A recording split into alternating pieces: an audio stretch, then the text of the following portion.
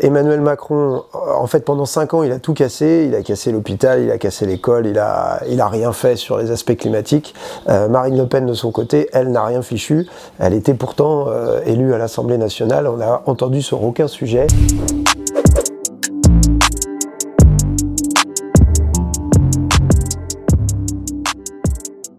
Eh bien, je suis candidat aux élections législatives les 12 et 19 juin prochains parce que je pense qu'il est grand temps de répondre aux questions de fin du monde et de fin du mois.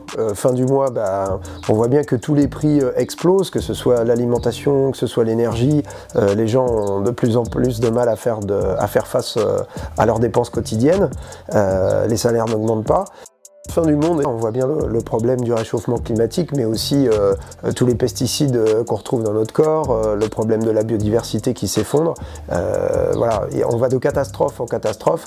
Les rapports du GIEC ne cessent de nous alarmer. En fait, on voit qu'il ne se passe pas grand-chose. Donc, il y a urgence à mener d'autres politiques. Pour ça, il y a une possibilité pour mener d'autres politiques, c'est que Jean-Luc Mélenchon soit désigné Premier ministre. Pour qu'il soit Premier ministre, il faut qu'il obtienne la majorité à l'Assemblée nationale. Et donc il faut qu'on gagne les élections législatives les 12 et 19 juin prochains. Je crois qu'il n'y a rien à attendre de Macron, de sa caste et de tous ceux qui sont, des quelques-uns qui sont en train de le rejoindre en ce moment. Il n'y a rien à attendre non plus de Marine Le Pen. Emmanuel Macron, en fait, pendant 5 ans, il a tout cassé. Il a cassé l'hôpital, il a cassé l'école, il a rien fait sur les aspects climatiques. Marine Le Pen, de son côté, elle n'a rien fichu. Elle était pourtant élue à l'Assemblée nationale. On n'a entendu sur aucun sujet. Elle n'a soutenu aucune des luttes légitimes qui se sont exprimées pendant 5 ans. Donc il n'y a rien à attendre de ces gens-là. Quand il n'y a rien à attendre de ceux qui gouvernent ou de ceux qui sont soi-disant dans l'opposition, en fait, il faut les remplacer pour faire mieux, quoi. Alors, je suis candidat aux élections législatives aussi parce que je pense qu'on ne peut pas se passer du levier politique, en fait, pour changer les choses. Évidemment, il y a toujours le levier individuel. On peut essayer de changer des choses dans notre comportement, dans nos choix de consommation. Mais d'abord, on ne peut pas tout changer. On n'est pas forcément libre de certains de ces choix. Et puis, deuxièmement, souvent, ça ne suffit pas. Face au grand lobby de l'économie, il faut que le politique intervienne et fixe ce qui est possible et ce qui n'est pas possible, ce qui est légal et ce qui n'est pas légal, ce qui doit être financé et au contraire ce qui doit être arrêté. Ensuite, on a bien vu que la main invisible du marché ne résout aucun des problèmes, qu'ils soient sociaux ou écologiques, donc il n'y a rien à attendre de ce côté-là.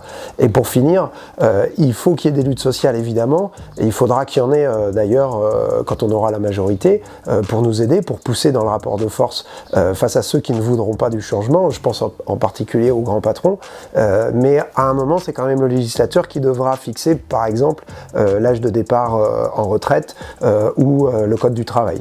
Donc, toutes les autres formes d'action sont légitimes et souhaitables, complémentaires, mais en fait, à un moment, il faut que le politique intervienne. J'ai 41 ans, donc j'ai déjà pas mal d'expérience de vie, d'expérience professionnelle, et en même temps j'espère qu'il m'en reste un certain nombre d'années à vivre pour avoir intérêt au changement en fait. Et le monde tel qu'il fonctionne, il me plaît pas, donc j'ai vraiment envie qu'il change. Et puis j'ai aussi une longue maintenant expérience militante, que ce soit dans les associations, donc très tôt j'ai appris à me mettre au service du collectif, que ce soit dans les luttes sociales où j'ai souvent contribué à animer des collectifs militants et à faire en sorte que ça bouge et que ça fonctionne. Expérience aussi syndicale, donc l'idée de défendre les droits et défendre les droits collectivement. Et puis expérience de militant politique où depuis que je suis investi dans différentes organisations, j'ai assumé plusieurs tâches et puis je me suis formé et sur un certain nombre de dossiers importants, je pense que je pars pas de zéro, quoi.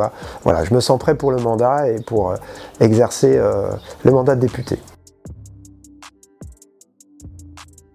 J'étais déjà candidat en 2017 J'étais présent au second tour, ce qui avait créé une certaine surprise, et on a réalisé 43,7% face à la candidate de Macron, Stéphanie Do, qui n'a pas brillé vraiment pendant son mandat. Elle a été ou inexistante ou elle a tout voté comme Macron. Donc je pense que c'est quand même un point d'appui pour nous.